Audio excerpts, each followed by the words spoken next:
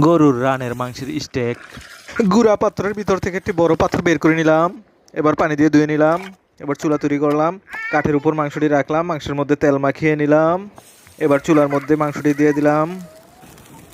এবার উল্টিয়ে দিলাম, আবারও উল্টিয়ে দিলাম, আবারও উল্টিয়ে দিলাম। এবার মাংসটিকে কাঠের উপর, এবার অলিভ অয়েলের মধ্যে মরিচ গুঁড়া আর গোলমরিচের গুঁড়া মিশিয়ে নিলাম। এবার মাখিয়ে নিলাম, পেঁয়াজ কাটলাম, পেঁয়াজের উপর মাংসটি রেখে দিলাম। এবার সসটি ঢেলে দিলাম মাংসের উপর। এবার র্যাপিং পেপার দিয়ে মুড়িয়ে নিলাম। এবার কাদামাটি মাখালাম, কাদামাটি দিয়ে র্যাপিং পেপারকে মুড়িয়ে দিলাম। এবার লাভ চিহ্ন এঁকে দিলাম। কয়লার ভিতর মাংসটি দিয়ে দিলাম। এবার ফু দিয়ে পরিষ্কার করে নিলাম।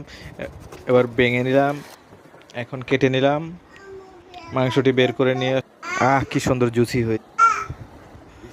এবার বিসমিল্লাহ বলে খেয়ে নিলাম।